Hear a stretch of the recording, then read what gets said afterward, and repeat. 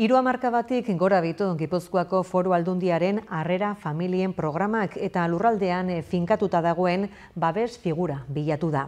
Babesgabetasun egoeran dauden aurrei laguntza emateko sortutako programa da hain zuzen, eta urtetik urtera geroz eta familia gehiagok erakusten duten arren interesa, gehiago behar dira oraindik ere.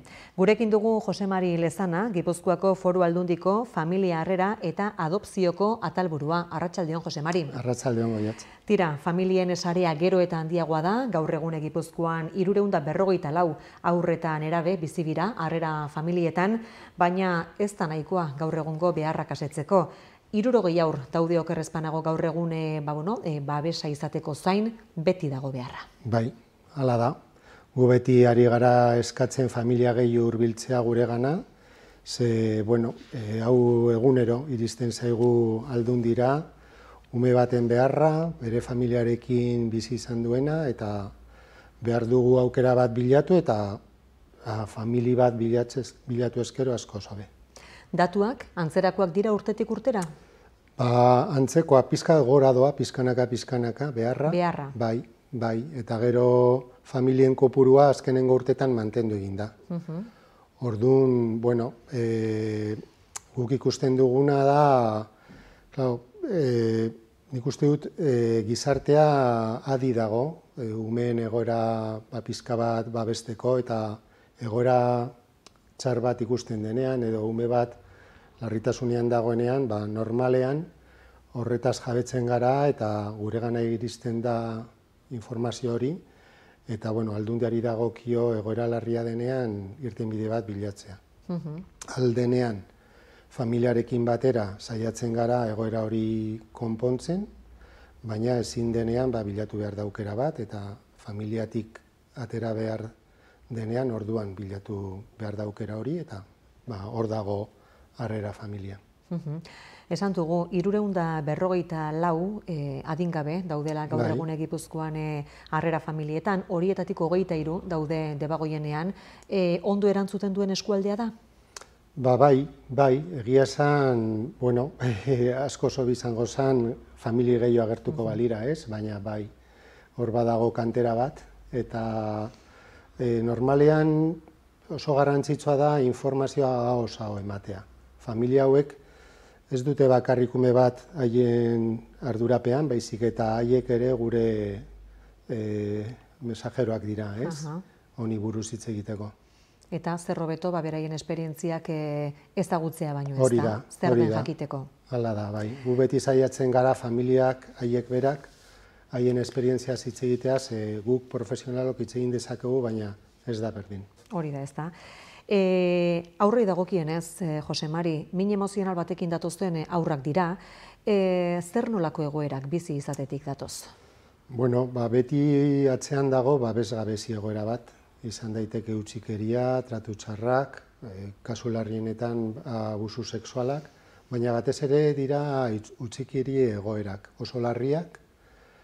Askotan horren atzean dagoena da gurasoen ezintasuna, izan daiteke osasun mentaleko arazo bat daukatelako, droga arazo bat, zailtasun personal oso larriak, eta orduan ume batetaz arduratzeko ez dira gai.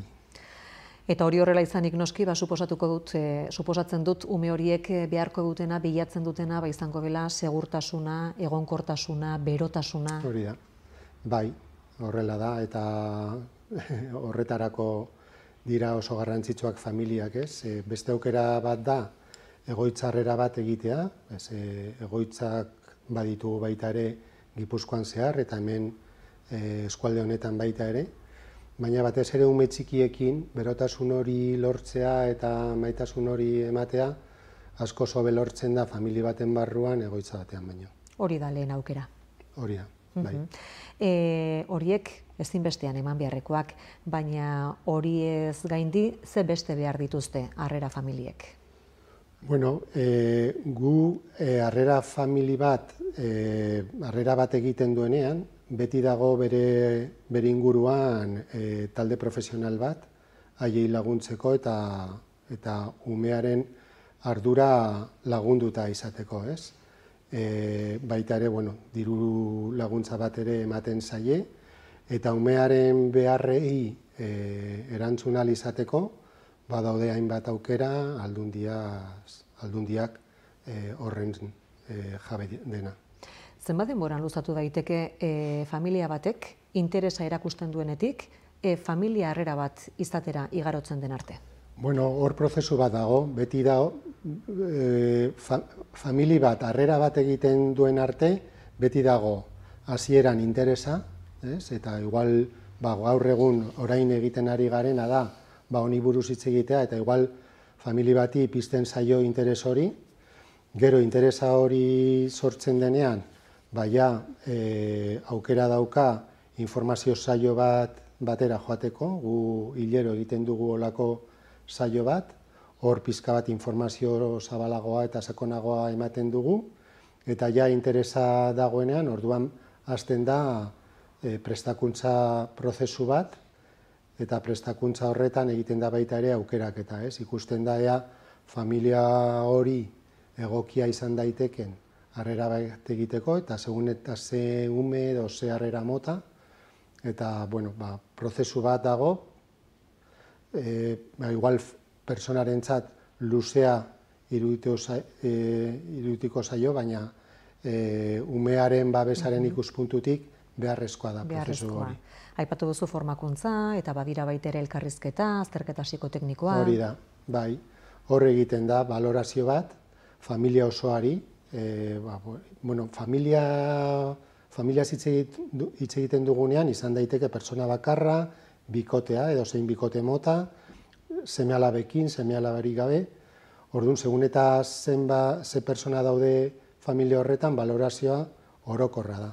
Egiten da bai gurasoekin, baita seme-alabekin, elkarrizketa horiek, etxe bizitzara bizita bat, balorazio psikoteknikoa ere, eta balorazio hori bukatu eta gero, orduan planteatzen da, egokiak izan daitezken, segun eta ze umeerako.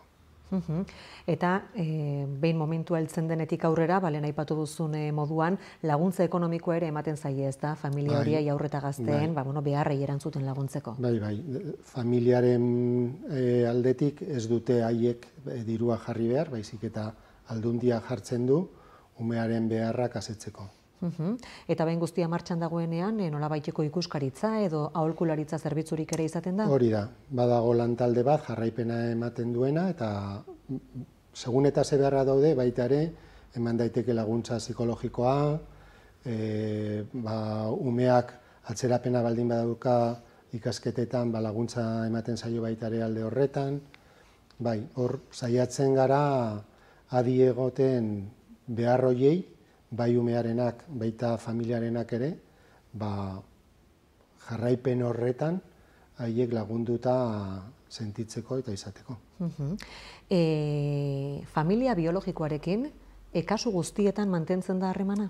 Ia gehienetan. Alden guztietan? Bai. Harrera bat eta hitz egiten dugunean, beti familia biologikoa presente dago. Segun eta zein den egoera, presentzia hori handiagoa edo txikiagoa da, baina bai. Beti saiatzen gara presentzia hori izatea umearentzat oso garrantzitsua da. Nahiz eta haiekin ezin bizi, bere jatorrizko familia oso garrantzitsua da berarentzat. Lehen esan duzu, zuentzako bozeramailerik onenak harrera familiak eurak direla, kontrara, mitoak aipatu izan dituzue eta horiek apurtzeko beharra, ez da? Zeintzu dira harrera familiak erakartzeko lan horretan laguntzen ez duten uste oker horiek? Esaten den gauza bat, eta hori harrera familiek haiek esaten dute, entzuten dutela haien inguruan, nola duzu ume hori harreran kenduko dizute, zuk maiteko duzu eta gero alde egingo du.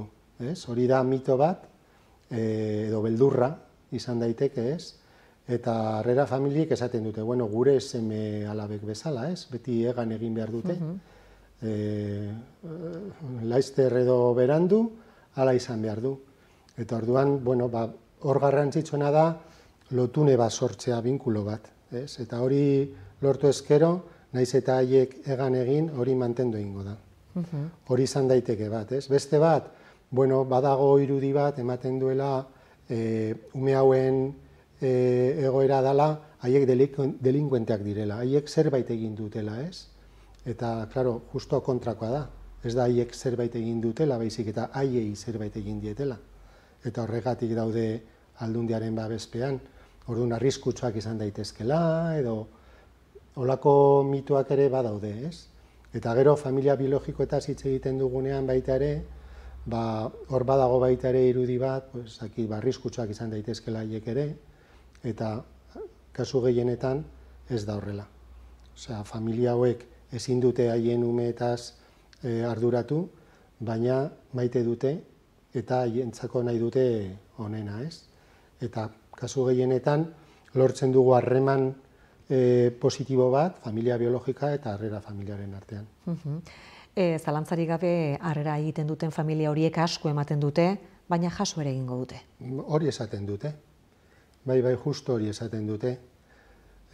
Asko ematen dute, eta desde luego umentzako da aukera izugarri ona. Bizitzako aukera, bueno, bere bizitza aldatzen duena, umeen bizitza aldatzen duena, onerako, baina asko jasotzen dute, eta familiek hori esaten dute. Haientzako da esperientzia oso positiboa, ez bakarrik haientzat, harrera egiten dutenentzat, baizik eta baita ere haien inguruko personentzat ere. Mitoak aipatu ditugu lehentxeago, ez jakintasuna ere egon badago, eta batarekin zein bestearekin amaitzeko saio informatiboak egiten dituzue. Esaterako, gaur bertan hitzaldia eta zineforuma izan dira Arrasaten, Santiago Rekejok zuzendutako 24/7 film laburra proiektatu da, zer kontatzen da bertan eta zer moduzko harrera dabil izaten? Oso laburmetrai polita da, ni merezi du ikusteak. Hor kontatzen dana da esperientzia bat, justo laburmetrai hau egin da kontutan izan da Gipuzkoako esperientzia berezi bat, familiarrera espezializatua deitzen dana, ze hor badaude ume batzuk behar oso bereziak dituztenak, eta behar horiek atenditzeko behar dira persona ondo prestatuta. Eta programa hori da profesionalek eramaten duten programa bat. Harrera egiten dute, baina baita ere da haien lana. Orduan eskuhartze oso berezia egiten da, oso intensiboa, eta laburmetrai hau egin da horri kontutan hartuz, eta adibidea jartzeko, hor parte hartzen duten aktoreak, egun bat egon ziren harrera familiekin ikusteko zenolakoa zen haien bizimodua, eta hortik hartu zituzten adibide asko laburmetraiara eramateko. Tira, esan dugu ez da, egunero heltzen zaizkizuela egoera zailean dauden adingabeak, ze prozedura jarraitzen duzuen momentu horretatik aurrera?